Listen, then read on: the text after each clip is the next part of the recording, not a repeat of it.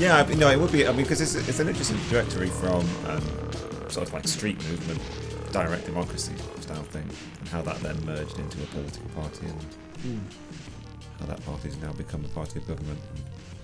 Yeah. A minority, a junior partner in a coalition, but it would be interesting to see what a significant. Yeah, it would be effect interesting this to see what Miliband would have said about that too. Welcome to the premium Miliband. Yeah, welcome to where we only discuss Ralph Miliband. I was thinking how funny it would be when I was editing the last episode. So like this is like a show like partially to see like what socialism is and like how to be a socialist and stuff. I was thinking how funny it would be if in like 15 episodes, if we just convince ourselves like fascism is the way to go. We're like, oh, actually socialism doesn't work at all. We're actually if we achieve that in 15 episodes. Yeah. We'll be making auxiliary statements to fascism. If we make 15 episodes, I'll be incredibly pleased. Yeah. Regardless. Yeah. And then we just stop the podcast. All right. That's not what's going to happen. That isn't what's going to happen. That is definitely not what's going to happen. But you never know. It would be kind of funny, honestly. I mean, we wouldn't be the first people to become disillusioned with. That's true.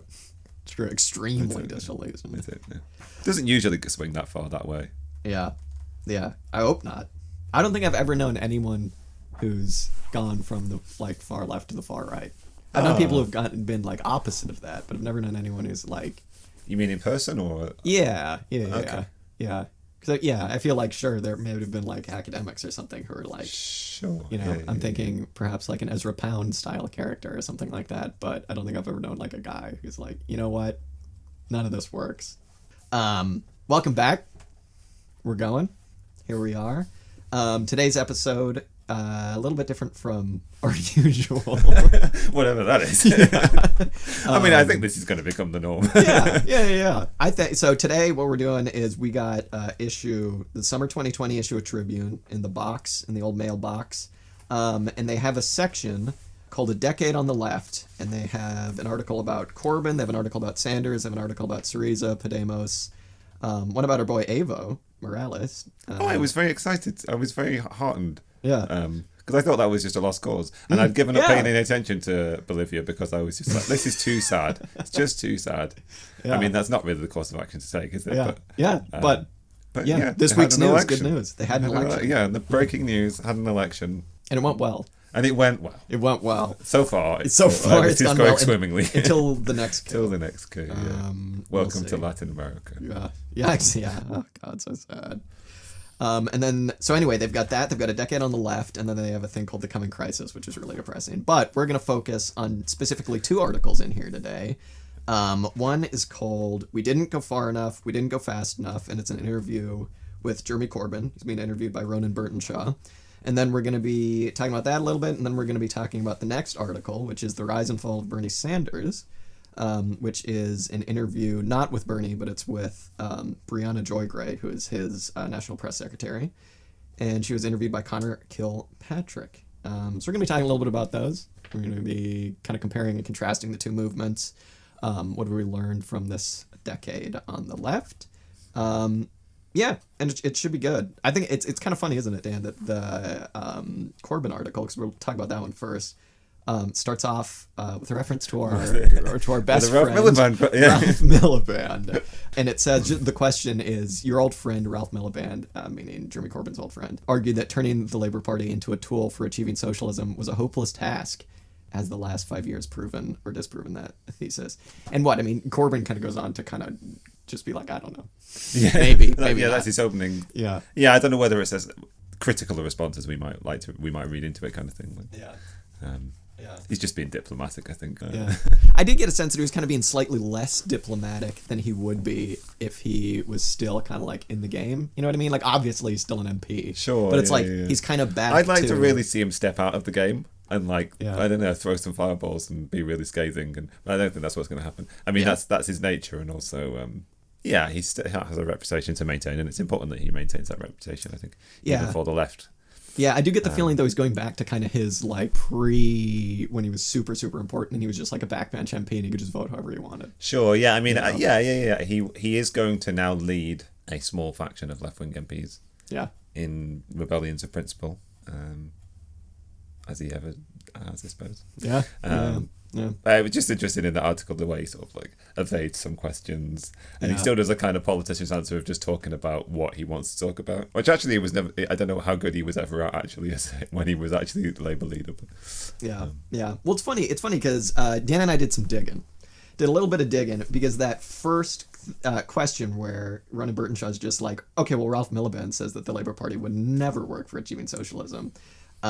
We did a little bit of digging, as I say, and we found a essay by Michael Newman, who writes for Monthly Review, I believe, just an academic dude.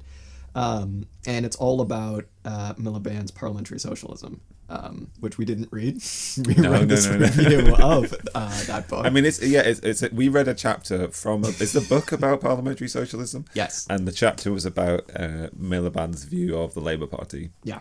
And how useful a tool he thought it was to achieving. Written in the 60s, I believe. Yes, in the early 60s. And I think a lot of that chapter was put in that book in context, right? It was written at a very, very specific point. Miliband's interactions with the Labour Party started in the 50s. Quite curious, never had any truck with like the Communist Party or official communism kind of thing. I think that chapter suggested because he was Jewish and because he saw like anti-Semitism in Eastern Europe. Yeah. And he kind of puts his life in context too, just in terms of like growing up.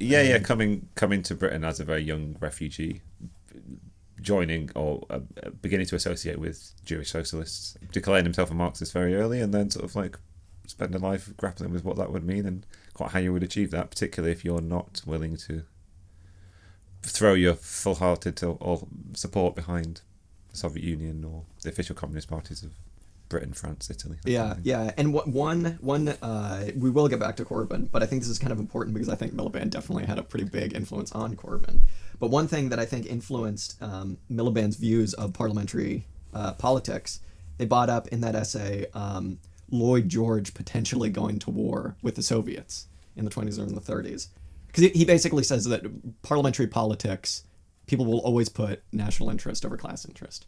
And he said that was a really significant time because everybody just there's no way we're going to war with the Soviets. Yeah, we don't want that at all. Yeah, I mean, it depends what motivated that, right? And I don't know anything about that case, but he was making the case that that's basically the only time that the Labour Party has done exactly what you said, like put class interest above. Yeah.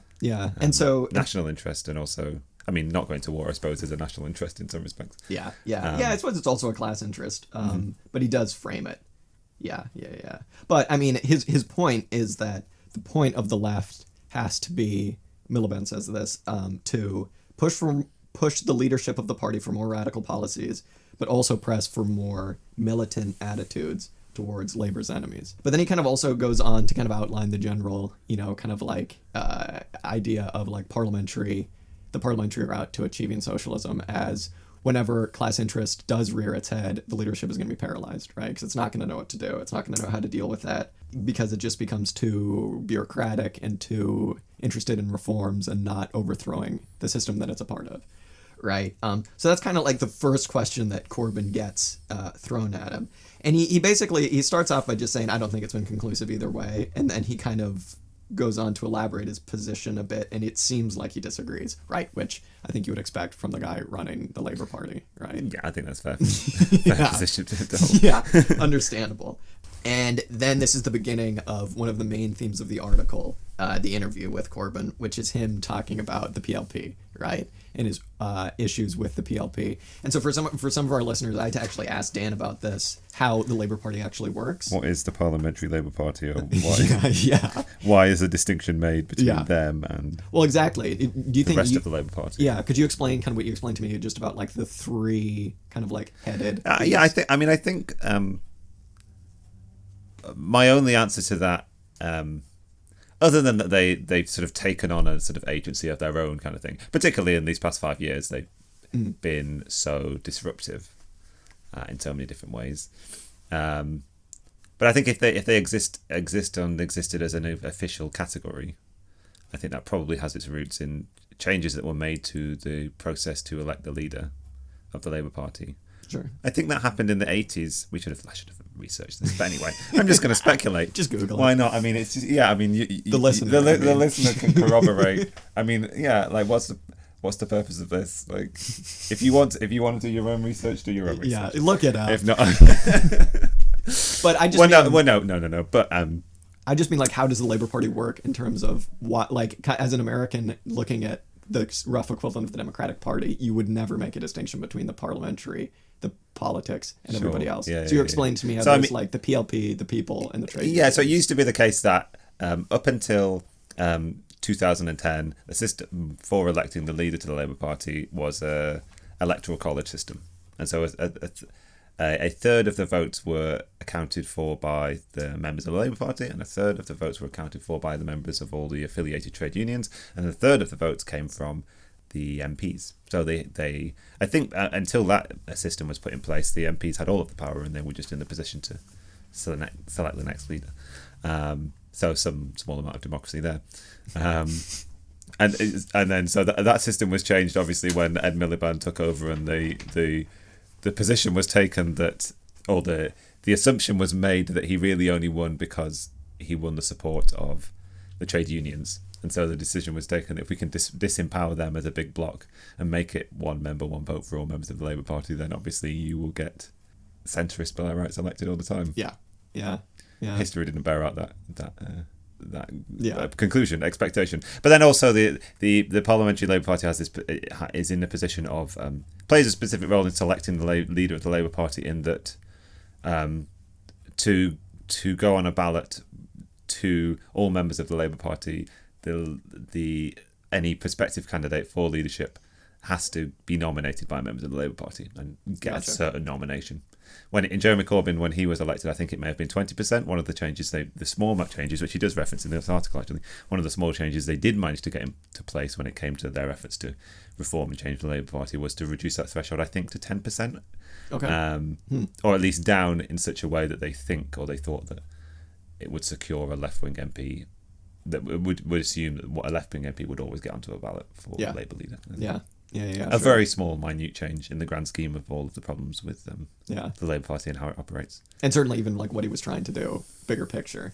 Because, so to get back to the article and like why Corbyn was talking about that is because he basically seems like he blames the PLP for quite a bit that didn't happen or that happened in his tenure. I'll read a quote. He says, I think this kind of outlines one of his big ideas that he tried to do, which was kind of more community organizing within the Labour Party. So he said, I also wanted the party to be a much more democratic and responsible organization with a community presence all over the country. The Labour Party cannot win in the long run if all it does is play a media game and pursue a Westminster strategy. It has to be a real presence in the community in order to mobilize people and convince them that things can change and improve. The greatest resistance that I had within the party bureaucracy and structures was to the establishment of community organizing. They wanted to continue the old way, which I think was a big mistake. As everyone knows, I had massive opposition from within the PLP, the Parliamentary Labour Party, from the outset. The first year was taken up completely with dealing with pressure from within the PLP, and then when you had the second leadership campaign in 2016, where we won an even bigger majority. And then he just kind of goes on. The relationship of the PLP to the party as a whole has been subject to debate for as long as I can remember, going back to the campaign for Labour Party democracy in the 70s. So he kind of outlines that like what it seemed like going into it, what he really wanted to do to try and use the Labour Party to achieve socialism was to make it much more of a presence in communities and make it much more than just what it is now, which is exactly what the Democratic Party is, which is just a political party, basically, right? And it's one where if you don't watch, like, Westminster on TV, or like you don't watch, what's the equivalent? In America, it's like C-SPAN. C-SPAN, of course. Yeah. I've watched C-SPAN in the past. C-SPAN's kind of fun. It must broadcast on the TV here. And you just God, that's sad. I think it does. That's sad. You gotta be real. It's even worse that I would have watched it at one point in time. I don't know. Desperate to watch everything. But I don't know. To me, I'd like to hear your thoughts on that, because I think that's like a fantastic way of achieving things. And it's interesting because like the community organizing aspect in America, you don't get that at all with the Democratic Party, and the only place you really see that is in what like trade union struggles there have been, and recently there haven't really been like massive ones with like real class consciousness, with a few exceptions. I mean, this kind of made me think of Cesar Chavez's organizing, where his whole thing was to kind of get the politics out, even to like get the word union out and to just make it a big community. And one of the reasons that his union was able to become so successful and get so much done, so much changed, at least for a little while, was because, they had like parties, and they would like invite community members to really talk about what was going on, and it was more of like an individual person to person kind of politicking as opposed to like big oratory speeches and whatnot. And it seems like that is like, that was Corbyn's idea, was a fantastic one. I don't know. Yeah. And I think credit where credit's due, Ed Miliband before Corbyn was also very keen on the idea of community organisers and was similarly like knocked back by other agencies and agents within the Labour Party. I think it's just as an aside, it's strange to hear him say you don't want to get bogged down in Westminster politics kind of thing. Yeah. And I mean, if you were to expand the criticism of the Labour Party and the fact that they won the last election a little bit beyond lost the last election. Yeah.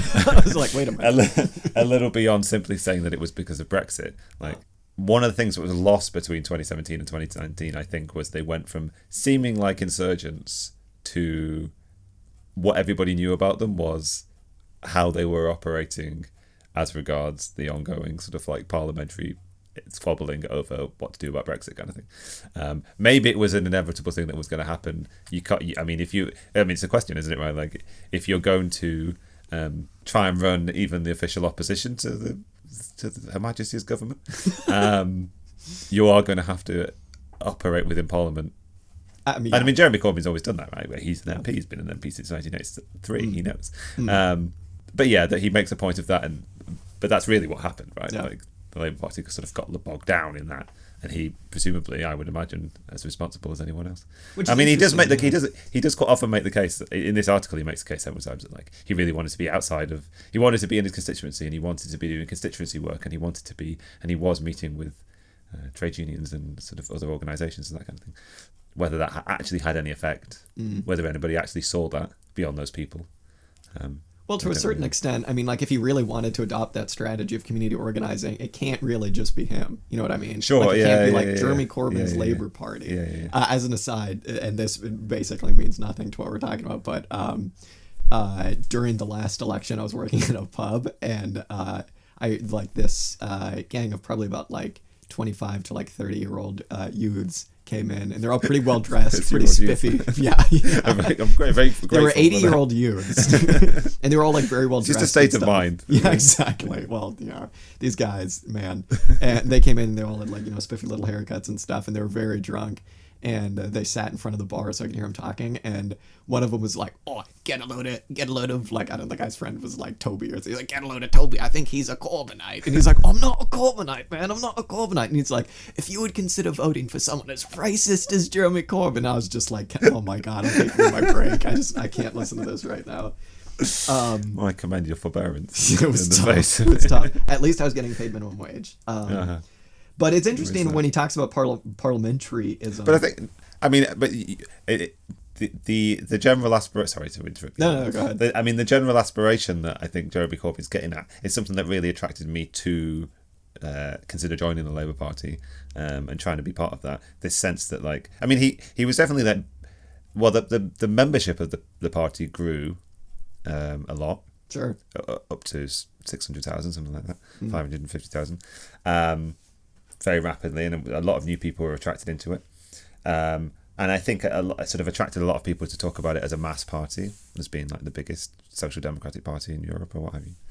But I was really taken back by the idea that it could be a mass party, maybe in the form of like the German Social Democrats, as was at the turn of the last century kind of thing. Sure. Or even how I imagine socialist groups and other like labour working class groups in Britain operating, being very deeply rooted in community and being involved, like organising all sorts of different community activities, sort of like rooting themselves in something outside of just politics per se, but like actual social life kind of thing, like embedding yourself and having a base in the social life. And I think that's presumably the way that you build a kind of you build a class consciousness to a degree, but a class consciousness which is willing to like actually imagine itself as opposed to another faction or another class kind of thing. Yeah. And in the 19th century, presumably quite a lot easier. I don't know why. I don't know whether that's necessarily true. I just sort of imagine that it was much easier to sort of like point out those lines and those divides, particularly as people were excluded from so many like social activities, and so socialist parties stepped in and provided like sports and like bicycle clubs and like choirs and all the rest. As well as like education and reading groups and that kind of thing. One of the things that the state, at least in America, specifically in California, stopped like as soon as it could were the communist schools, because they were a huge success, specifically in California, in San Francisco. The guy who like started a couple, Thomas Mooney, I think his name was like thrown in prison, framed, and like thrown in prison, and I think he just died in prison, something like that. Don't quote me on that, but I believe that's what happened. But it's also like, yeah, I mean, on a practical level, like it's, if you take your values seriously and you're not just in it to just be like some schmuck politician, like if you really want to change people's lives, of course you have to get involved locally. And you can't just talk about like, how can we get people to vote for us based on like the new hot button issue that everybody's talking about, you know what I mean? Like on federal, like national level.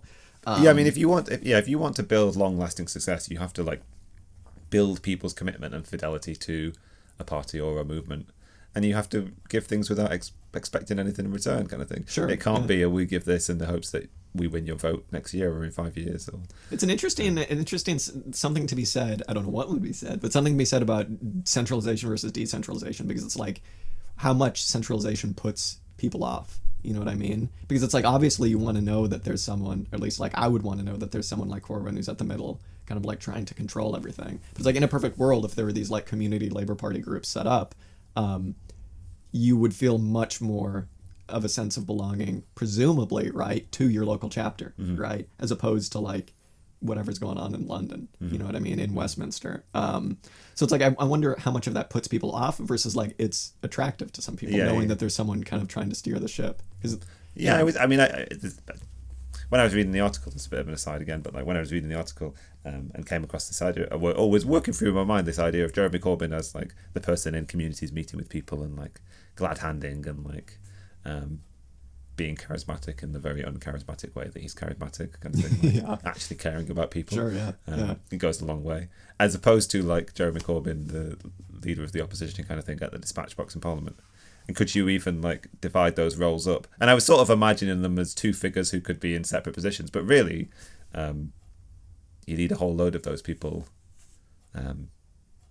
advocating for a party or a particular collection of ideals and ideas in all of those places. So it's not just like you need Jeremy Corbyn, you need exactly a great number of people who sort of fulfill something like that. And it was interesting when he was talking about Brexit too, how he brought up what Ian Lavery said at a rally. He said something like, because you know it was the big like, should we stay, should we go, whatever. And he said that Lavery at that rally said, I don't want to be in a Remain party, I don't want to be in a Leave party, I want to be in a Socialist party.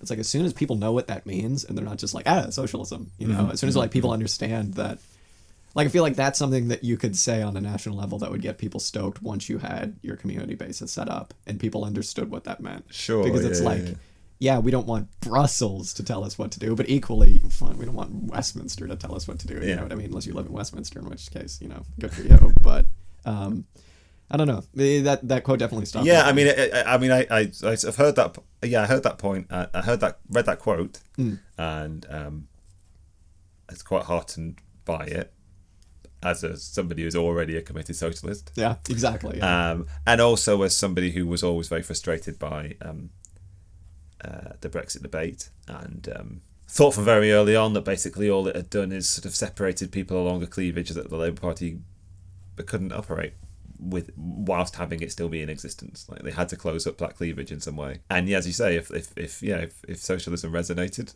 on both sides of that divide, then maybe a statement such as that could have sort of achieved that end. But like I didn't really stop to ask myself like, is that really the best word or phrase or statement to use? I mean, to us, it's like, it's cool. It's Jeremy Corbyn quoting Ian Lavery in Tribune.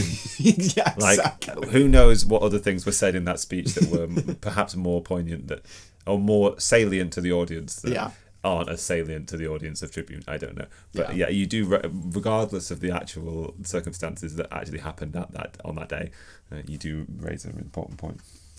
Yeah. And it's just going back to the community organising.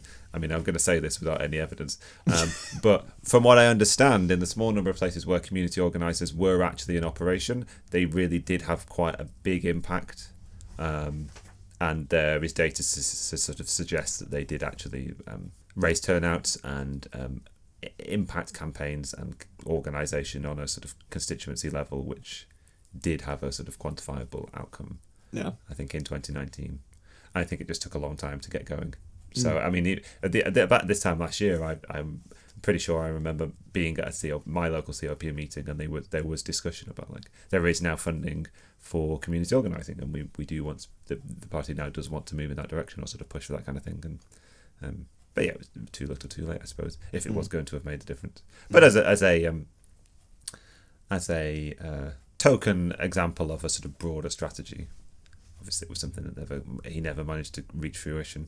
And I mean, maybe the question is like, were the structures of the Labour Party? Well, the obstacle was the structures of the Labour Party and the way that the Labour Party and its history as embedded within its institutions quite a lot of sort of like conservatism. How they have how quite a lot of the running. Well, I mean, you saw it with the sort of the leaked report into the behaviour of bureaucratic officials at the Labour Party. Like clearly, they thought their role was to be a conservative stabilising function, regardless of the desires of both the leadership and the membership of the Labour Party. A little bit like a civil service is sort of like the permanent executors of a state, regardless of like the changing political whims of the. Yeah, I wonder if we'll see that same thing later on when we talk about Bernie. Interesting. It's strange.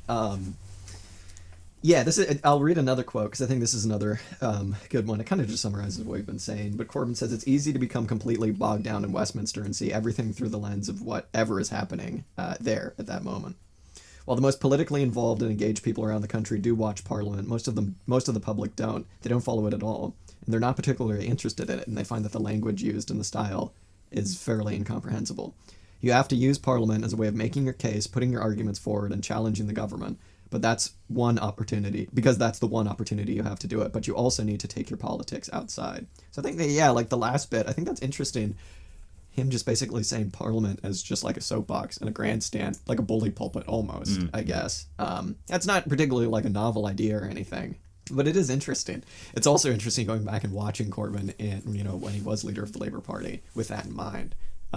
Really attempting to like organize community around it to actually be the ones who are going to make some kind of change. But yeah, I never really thought of him as like the bully pulpit kind of guy. It always kind of seemed like he was a little bit on the defensive. I mean, I hear that phrase. I hear that phrase in relation to American politics quite a lot. Something that's attributed to the president by virtue of the nature of his position. Does it imply specific power or sort of like a presumed power just because he has a platform? I think it's very much like it's almost. I guess you can kind of use it anyway, but it's the way I've always thought of it is it's like potentially the president doesn't have the power that he's making himself seem to be, and he's just using it to like embarrass Congress and embarrass everyone else, right? Yeah. Which, I mean, I guess that works. So I suppose, I guess there is a way in which either a collection of opposition MPs or the actual leadership of the opposition themselves could actually be productively disruptive to the operations of Parliament, kind of thing, or like. Yeah, if they'd have, I don't know what necessarily that would entail. But it's also. I mean, I suppose I don't know whether there's much capacity to filibuster in the UK. It has happened in the past. It's more so just I call it heckling. It's just like whatever it is that MPs do from the back benches. I don't know. Whatever that's. Well, it's funny though because he says that, but then he also goes in to talk about media bias a lot. There are a bunch of different quotes where he basically says, I think we have to recognize that media hostility towards the Labour Party and the Labour movement isn't going to go away. You have some very rich and powerful people who will continue to attack the Labour Party, whatever its policies are, because they just don't want it to exist at all.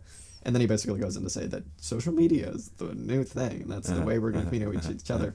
But it's like, obviously you're going to need a bit more of a militant attitude towards the community organizing if your idea is like, well, we're going to use Parliament to say what we want to say and to get our message out there and to argue with everybody. But it's like, when Jeremy Corbyn was leader of the Labour Party, I remember BBC having images of him like as like in front of the Kremlin, you know what I mean? Like Photoshop images there with like a red star hat. And then like when Rishi Sunak does the furloughing and everything, they Photoshop him as Superman. You know, I did not know that happened. Pretty classic. Okay. It's honestly pretty funny. The one of Corbyn is so funny. Yeah, I do know about that case. Yeah. I mean, given that Rishi Sunak was basically pushed into that position by John McDonnell, it's thanks to the remnants of the Corbyn leadership of the Labour Party in its dying days in the early months of this year that we actually got what was gotten out of the Conservative Party was gotten by the grace of Jeremy Corbyn and John McDonnell.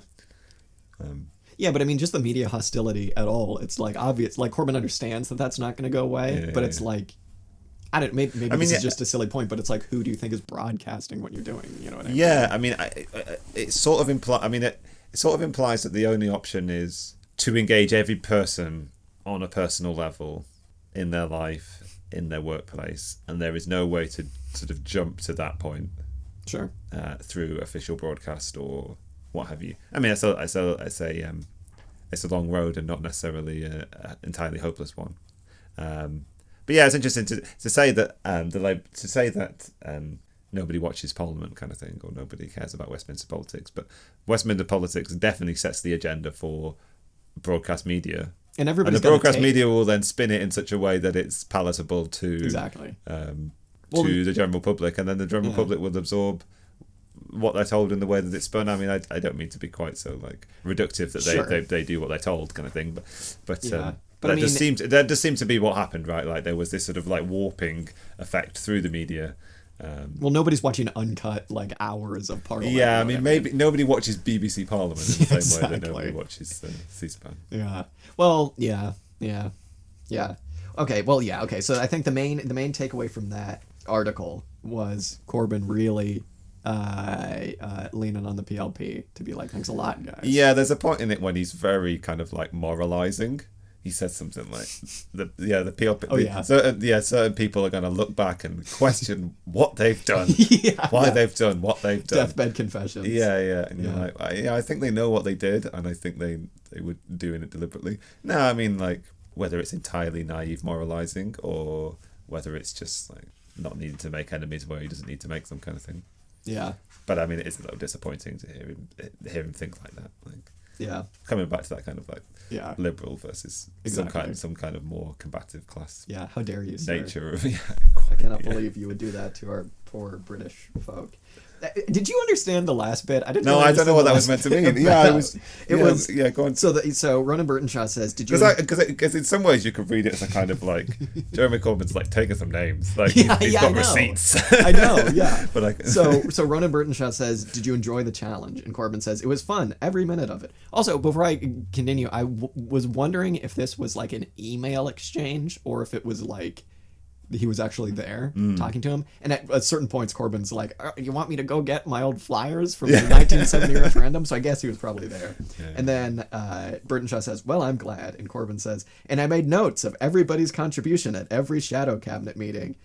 And Ronan Burtenshaw says, all right. And looking back on it now, are there any out there who you think had not been borne out by history? And Corbyn says, many. And then the interview ends. It's like, I don't really get what that means. I don't know what that was meant to be. Very, very maybe we're just not intelligent enough to work. It was like an inside joke between them or something. They're like, you remember that one time you told me about that one shadow cabinet meeting? Well, that's Corbyn. It was kind of a bummer seeing Jeremy Corbyn is the Labour Party member of Parliament for Islington North. Shame. Sad. But now we'll get into a much happier story, a much more successful story, if you will. I'm being sarcastic. The next article, the rise and fall of Bernie Sanders. And this one's a little bit different. It's not a complete one-to-one because it's not an interview with Sanders. It's an interview with, like I said, with Briahna Joy-Gray, who's his old press secretary. Dan and I were talking about this one a little bit before because I think where one kind of route of comparison is, I think, where... Dan, you brought this up, where Corbyn kind of blames the PLP for a lot of problems, and at least it comes across in that interview that he is like blaming them for quite a bit. Briahna blames, I'll just call her Briahna because we're on a first name basis. She seems to blame the media a lot, which fair enough. But it's also like typical like no kidding. Obviously they weren't going to help out. Obviously MSNBC and Fox and everybody wasn't going to be like. come on, Bernie, we're rooting for you, buddy. Like, no shit, that was going to happen. But it's still interesting.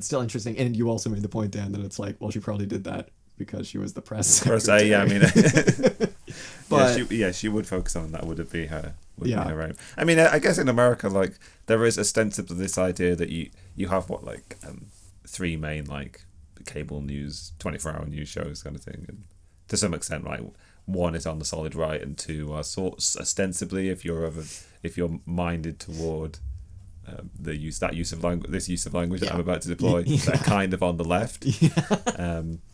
So maybe you would reasonably have an expectation, perhaps, that there might be some greater degree of balance than there was.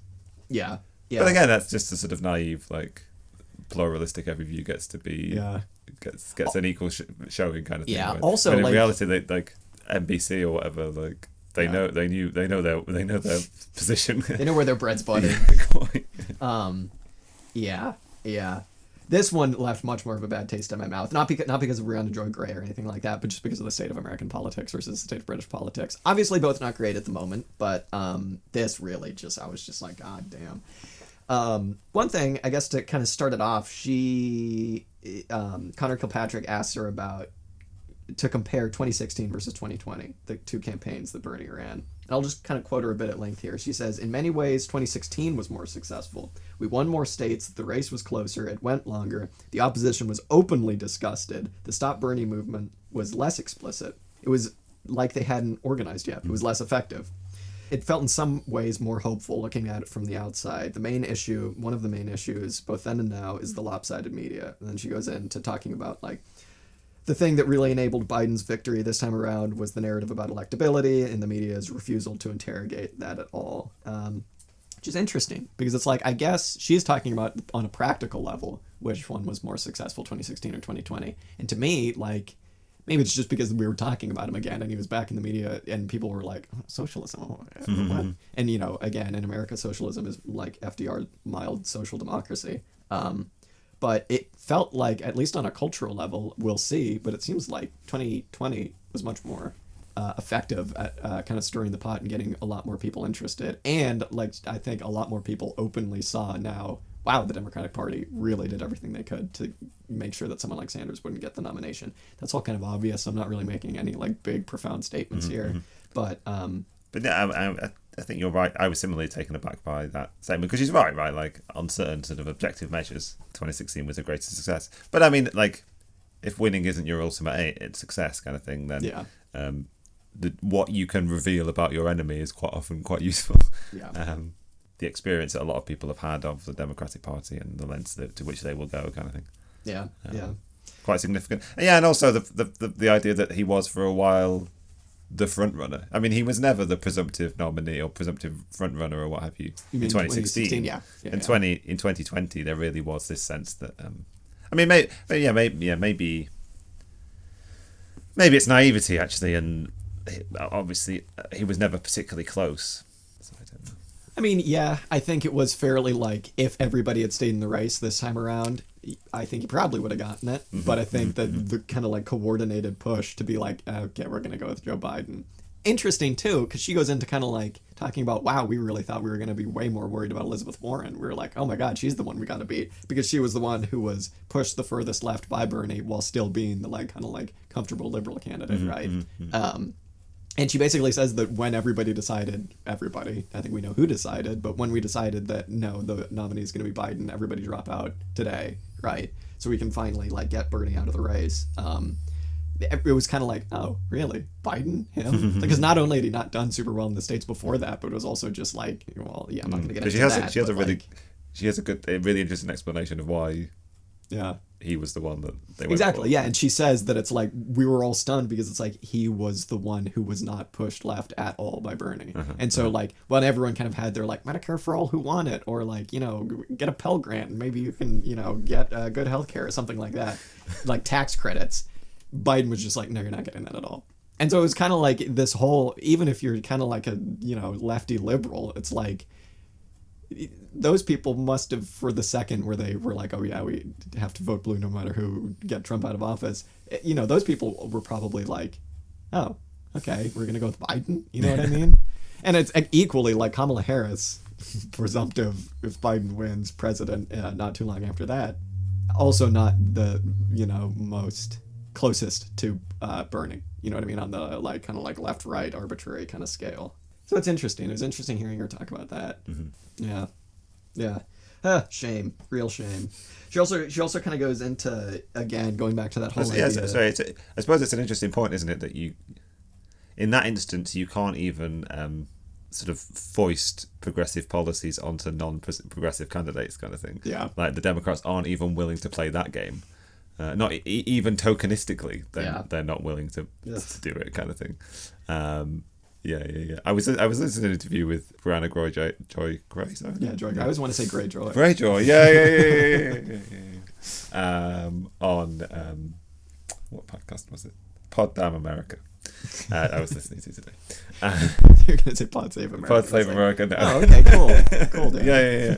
Okay, maybe this is the last episode. Yeah. And what was she saying? Apparently, is it Ice Cube that's made some list of demands? Maybe this will all get cut. I'll check it all out and we'll decide. Put forward some list of demands for black people in America, what they would want from a president, kind of thing.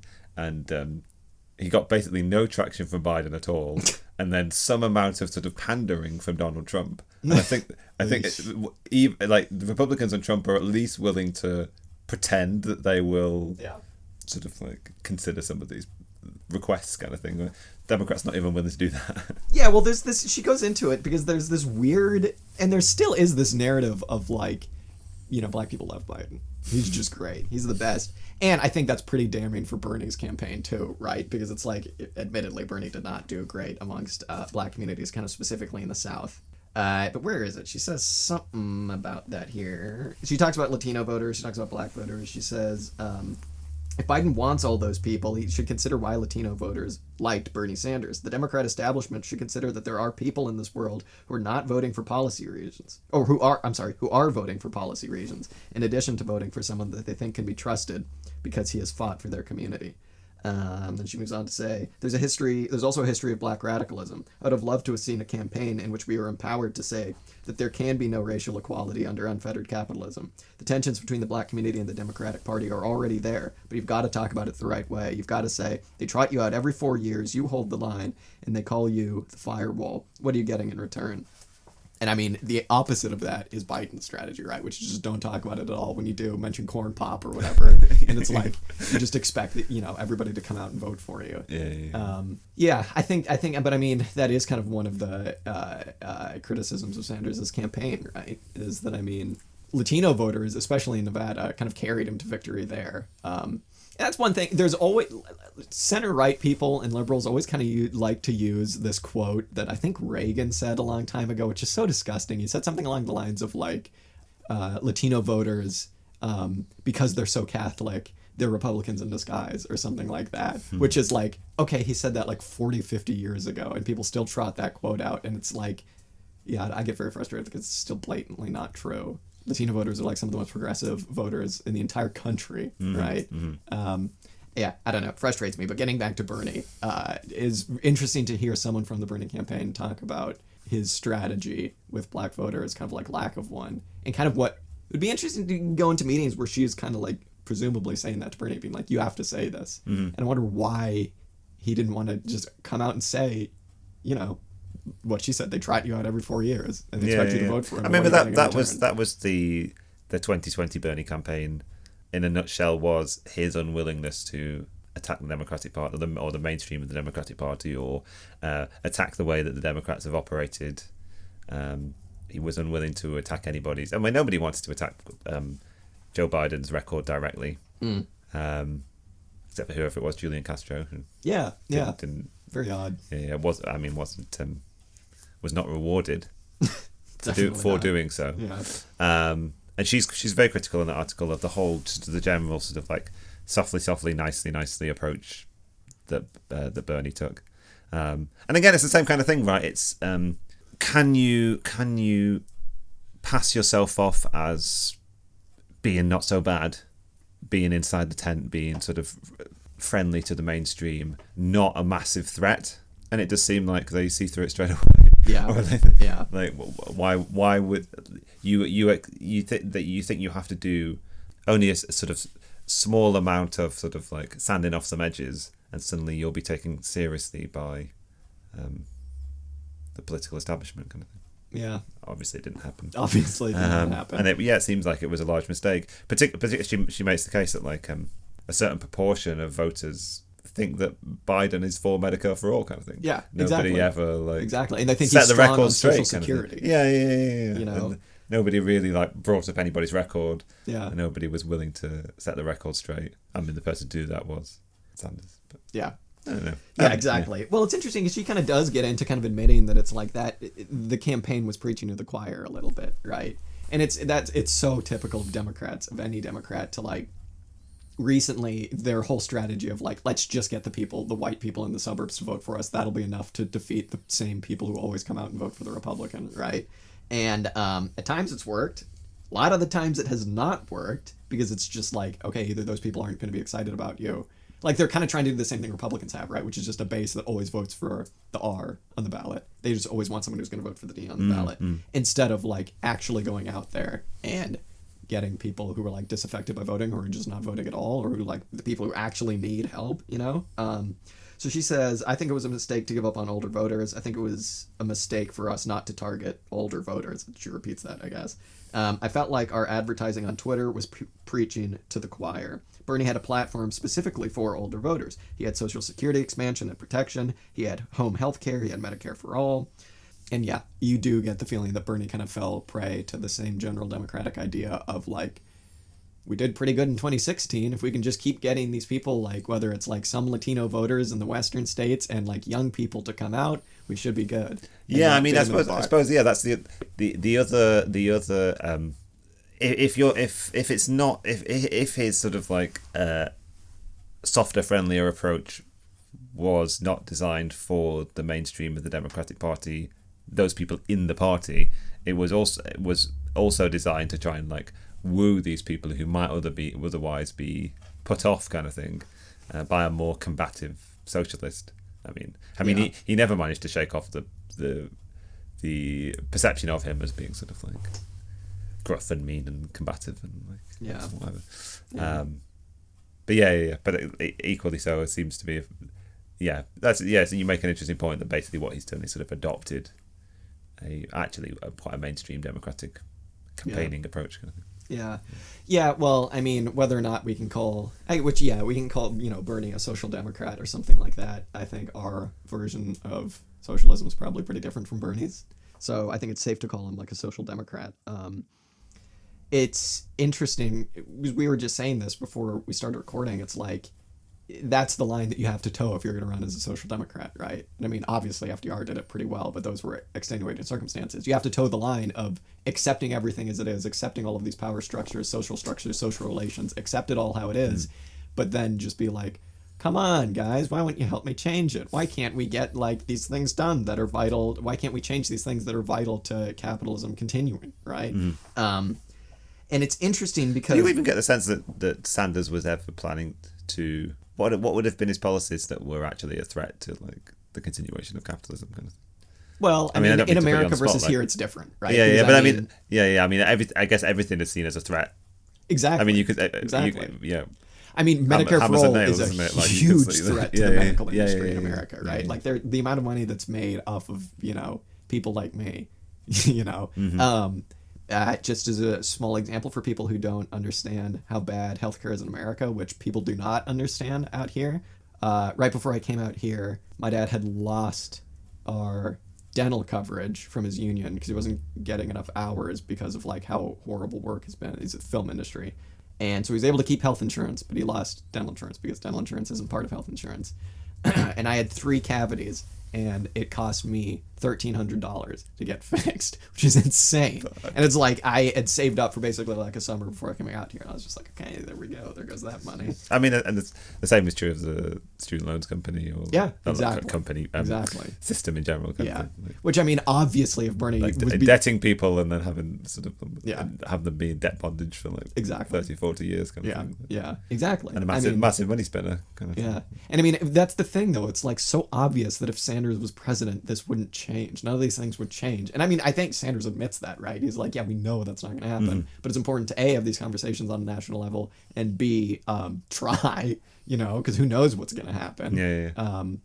So, yeah. I mean, it's very interesting. You raised an interesting point just about comparing Britain to the United States again, the political possibilities of the two political systems kind of thing. Like, if you can sort of like capture a majority in Parliament, you can pretty much do whatever you want kind of thing. It sort of raises the question that has been raised by others, like, is trying to get the president, to get a socialist or a social democrat or whatever, and get somebody nominally on the left elected as president. Is that really the best course of action? Like, what power do they actually have to upturn that system from the top, kind of thing? Well, I mean, I think he always thought of himself as something. Well, it had a very laudable aim, similar to Jeremy Corbyn's in some respects, of like leading a movement of social movements, kind of thing. And just his career trajectory. Sort of organizer in chief was the sort of like but I mean, that's that was the thing. often given to him or chosen by him. Yeah, and I think that's what left such a bad taste in my mouth about this article about Sanders. Is it's like Corbyn, I think, to a certain extent. Obviously, I'm not stoked that Corbynism was defeated, but it's like, to a certain extent, I think the establishment kind of saw that what Corbyn was doing could have worked and defined work however you want, but like it could have gotten something done and it could have been a bit of a threat. And so when he was defeated on like, hey guys, maybe we organize our communities, and it was just shut down based on that. Well, not shut down, it's different than what happened to Sanders, right? But it's like, if Bernie was to be elected president, there's no community organizing at really any level in America, right? Politically. It's like the Democratic Party is just the PLP, basically, to make that connection, And to kind of bring it back to last week's episode, I thought I'd do this, watch this. Sanders still completely has very much a liberal view of conflict, right? As attenuating, mediating between these circumstances, these horrible polar opposites, right? Working class, ruling class, whatever you want to call it. It's like, dude, there's complete lack of militancy, and this next one is like, this is kind of like a typical slight that's thrown against Sanders. Is just the complete lack of internationalism. It was still such a national movement. It was still very much like, yeah, USA baby, we are the best. Let's make ourselves the best, like an FDR. Like, we're gonna win the war and we're gonna make everything better for our boys at home. And it's just like, to a certain extent, without the community organizing, without the militancy, without like, obviously Sanders has trade union ties and stuff like that, but trade unions, I think, are, different out here than they are in America. Not much was going to happen. And even somewhat. I mean, like, and you have to look at Nevada to see that the mainstream of the culinary union there was opposed to him. Exactly. Obviously, the membership very much in favour of Sanders. But, yeah. Or it would seem. I don't know. Yeah. Yeah. So it was interesting. I mean, Briahna Joy Gray, huge props, awesome, totally understands, politics in America on a much better level than your average schmuck. And I think this one more quote. She says, I don't mean to be critical of Bernie because all he has done I will never do, and I have an enormous amount of respect for him, but I hoped there would be more of a conversation. Certainly before the campaign was announced, there was time for us to think about through some of these issues. She's kind of relating like the ideas of like black voters and Latino voters. We needed to talk more to regular people and not assume that we know how they think or will vote based on superficial demographic qualities. And then she moves on a little bit later to say there's been a devaluing of the vote. And she basically says that, I'll just read this at length. She says, I'm seeing people in the streets putting their bodies on the line and how effective that is. I'm inspired by this activism. And at the same time, I'm thinking to myself, if they made a demand of Biden, why should he listen? He has, throughout his entire campaign, been utterly indifferent. He didn't shift left. Other candidates tried to be for Medicare for all who want it and these bureaucratic college debt forgiveness plans. He didn't do any of that and was rewarded for it. And now we have to vote blue no matter who. And so I don't mean this in a glib way, but if I were his advisor and didn't have my politics, why would I advise him to listen? Why would I tell him to bunk the interest of his donors in order to adhere to anything that's being asked of him, whether it's any kind of police reform, much less of defunding the police, Medicare for all, or generally supporting monthly $2,000 a month coronavirus payments? Yeah, brutal. pretty damning of the entire Democratic establishment, and it's a bummer. Really would have been interesting if kind of like she had her way in a lot of these. Well, I mean, I guess if she had her way, potentially in the best possible world, more people would have come out to vote for Sanders because they felt like things would have changed. Let's just say he gets elected.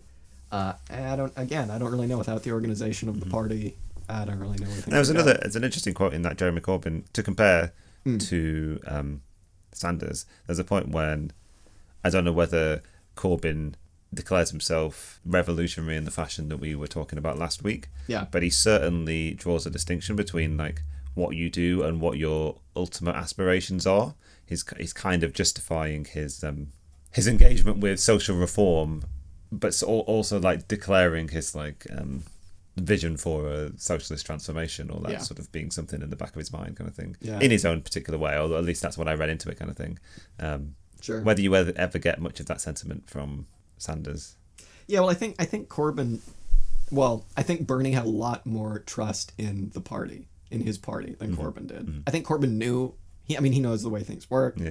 And it was. It's interesting that you say that, because it really, coming back to that first answer to the Jeremy Corbyn question, we sort of identified Jeremy Corbyn is suspicious of the Labour Party potentially, kind of thing. Or maybe that's why he doesn't give an affirmative answer to that, to the charge that, or doesn't give an affirmative answer either way to the charge that the Labour Party might not be the best route to achieving socialism, kind of thing. Yeah, it made me think, comparing these two, just about is there just a complete inability because of the way the American political system is set up for someone like Corbyn to be produced in America? Maybe that's just because the country's huge, right? Mm-hmm. And there's so much more to get into in terms of just like imperialism and the way that America works. And that's that. But Jeremy Corbyn had so much more to say about imperialism than Sanders. Absolutely. Sort of just because of the personal politics of the people involved, kind of thing. That was always his sort of area of expertise, the thing he was most interested in, kind of thing. People quite often cast him as a left foreign minister, not a left prime minister. Yeah. And thought that would be a much better role for him, kind of thing. I mean, in terms of the systems producing the two in America, producing a Corbyn, I feel like Sanders and Corbyn are quite similar in some respects, as being True. In the main respect that they were compared was that they were sort of people who'd been in politics for a really long time but on its fringes and were suddenly cast into the centre, kind of thing. Sanders in a much more sort of self-selecting way, and Corbyn very much more reluctantly thrust into that position, kind of thing. Yeah. But what it would take to promote a politics more similar to Corbynism. Yeah.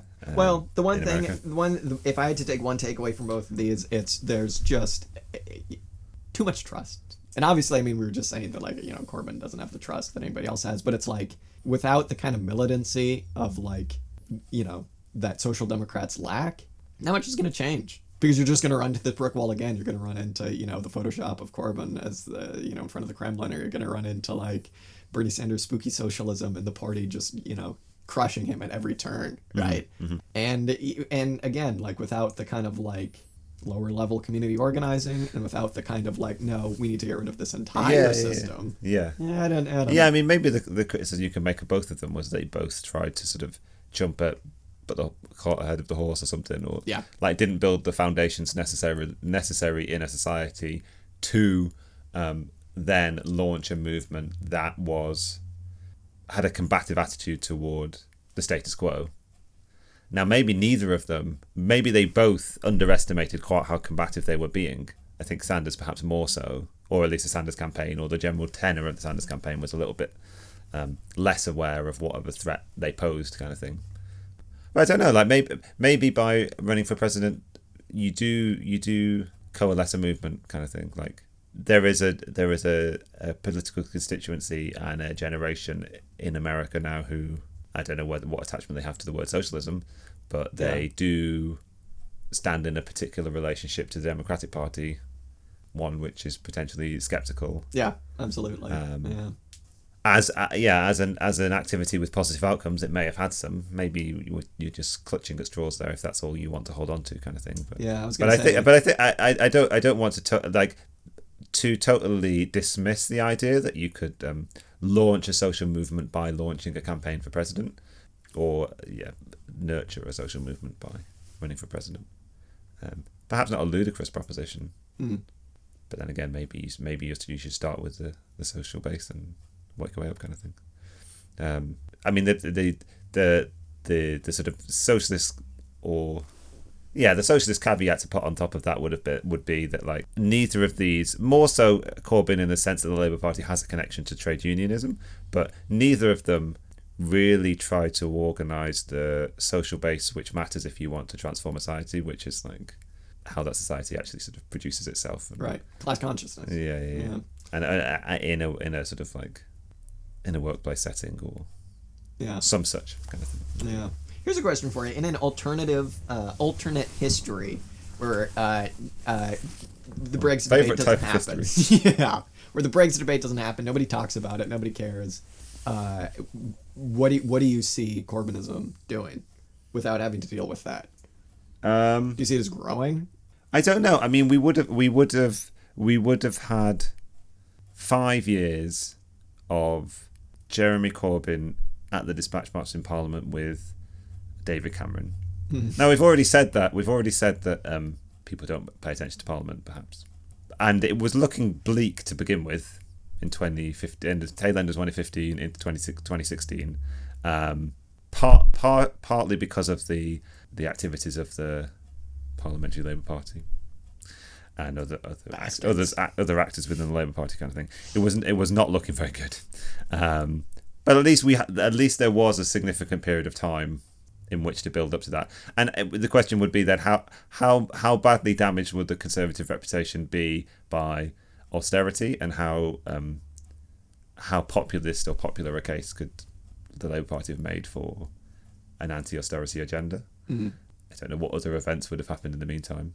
I mean, I feel like that the Brexit debacle kind of like presented quite a lot of opportunities, because I always saw that there were quite a lot of opportunities there, kind of thing. Like, I always thought, okay, I mean, like, here are some events to navigate, kind of thing, and we don't know what the alternate events to navigate would have been. That it gave us Theresa May, that it gave us the 2017 election. I forgot about Theresa May. What the hell? Oh my god. Part of me really just would. So I mean, I guess if you're asking the question, like, could the Labour Party have won in 2020? I mean, who knows? Yeah. I mean, yeah. And then I guess there's the question of, like, what would the result of winning actually have been? Yeah. And what could they meaningfully have achieved? But that's a different question, isn't it? Yeah.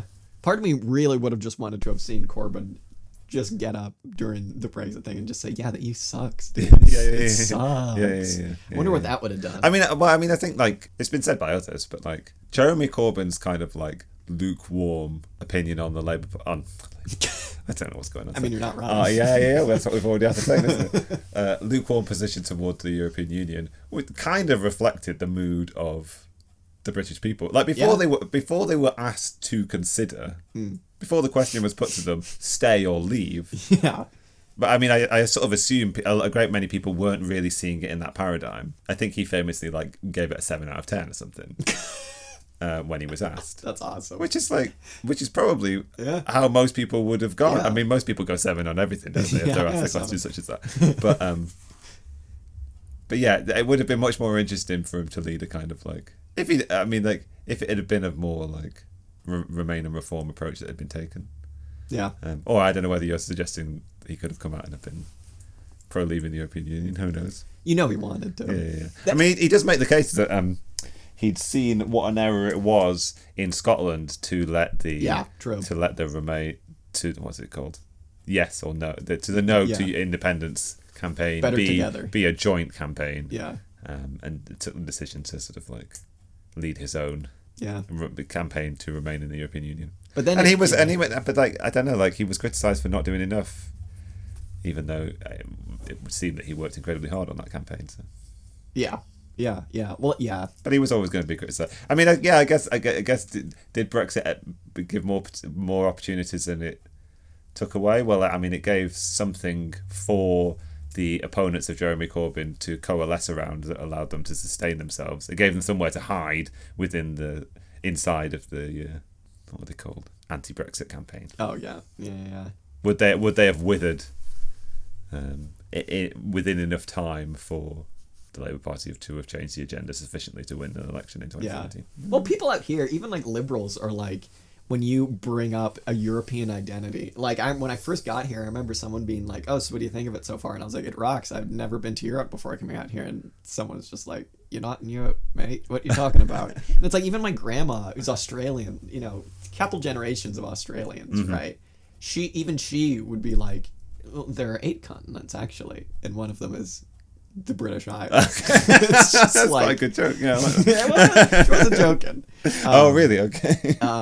I would just like to read, if I might, because this was all from Tribune. Tribune recently posted an Anurian Bevan quote, and I would just like to read it, because all of this discussion of British politics... I think I saw this, and I think it was... All of this discussion of British politics, this kind of sums a lot of it up. He said, "No amount of cajolery and no attempts at ethical or social seduction can eradicate from my heart a deep, burning hatred for the Tory party. So far as I'm concerned, they are lower than vermin. They condemn millions of first-class people to semi-starvation." So we've basically just been hassling the Labour Party. We've been hassling the Democrats. Oh, I see. Okay. But I would just didn't realise this is where we're going. I would just like to say, the Tories, man. Oh God, there's not a level in hell. I don't know. What else can we say? What else can we say to compare the two, contrast the two? It sucks. I mean, I guess I don't know whether you have any reflections on. You know what a better outcome would have been in the United States? Like, no, I don't at all. Okay. I have no idea. But what was I gonna say? We were having a conversation recently about how interesting it is that like so many communists and socialists and like leftists in America, everybody left of like, I don't know, someone center left got on board with Sanders. Yeah, and I think anarchists got on board. Something very similar happened here with the Labour Party. Like the number of people who would have previously declared themselves as anarchists. Or, Or do you anti-parliamentary know any socialists. But I mean, left communists. Yeah, well, I mean, it's like what was their it's interesting. Isn't it? Like, it's funny, isn't it? Like you can. What does it say? You can only be sort of belligerently combative for so long before you sort of relent into hope. Hope, exactly. Hope, and just like a little crumb of like, I don't even know what, because I don't know. So much of my hatred is just reserved for American imperialism and foreign policy, and it's like Sanders didn't give us much there. You know what I mean? Presumably, he wouldn't have been as, let's reinvade Libya to get the oil back, you know, as say, who was that guy in the Democratic Party? Obama was, but who knows at the end of the day. And it's like, I think it was quaint. Yeah, and hopeful. To see that happen, right? Yeah, I mean, if there is a takeaway from, I mean, those collection of articles, that's what Tribune are going after, right? But if there is some way in which to tie together all of our summary of this, it is to raise that observation that you make, that like the left took a very institutional turn, and in some ways like an organizational one as well. Like it thought it could collect itself into a big organization. Maybe that a more interesting outcome that comes away from this actually than either the question of involving yourself in a mainstream political party in either of the respective countries. Well, you have two, but still. I think it's, I will say, just to go for what you said, I think it's kind of funny that like after Sanders lost, everyone was like, oh fuck, what do we do now? Oh my God, just reaching for like any positives, right? Yeah. And everyone was like, well, he had a pretty big mailing list. Maybe we can use that. It's just like, maybe we can use that to foment revolution in the United States. Yeah, what? Yeah, let's write a pamphlet. Yeah, exactly. Maybe we can send them I love a good mail newsletter. I don't know, but yeah, like it's the outcome. It's the interesting outcome that we're now willing to think about institution. Yeah. Maybe not mainstream. Maybe not one which is willing to. No, I don't mean institution. I mean organisation. Sure. Like, what kind of organisations do we want? And how do we feel about our recent experience? Yeah, I think speaking for the left in general. Yeah. Or speaking for the left.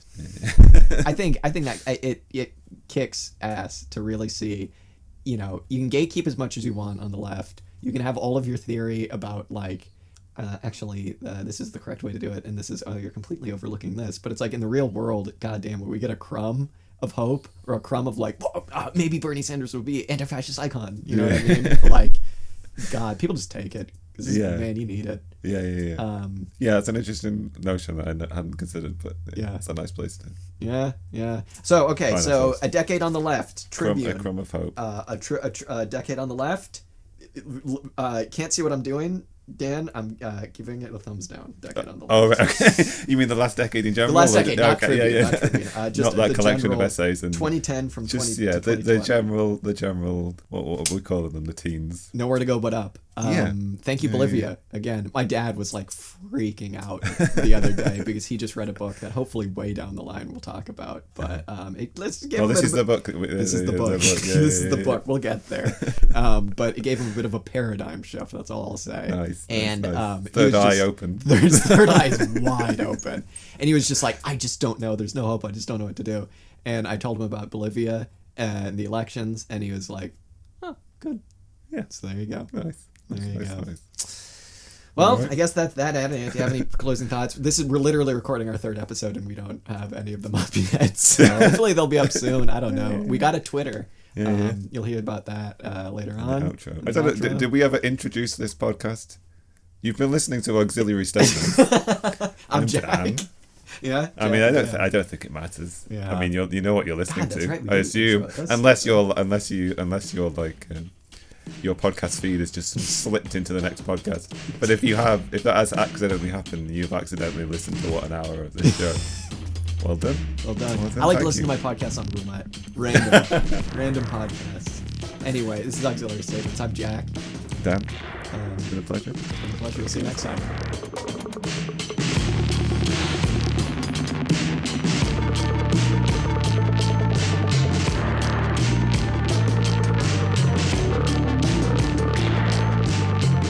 The music you heard this episode was Music to Kill Bad People 2 by King Gizzard and the Lizard Wizard. You can check out this song and more on their Bandcamp at kinggizzard.bandcamp.com. If you like this episode, be sure and follow us up at Aux Statements on Twitter. That's AUX Statements on Twitter.com. And be sure and tune in next episode for more commie discussion. Till next time.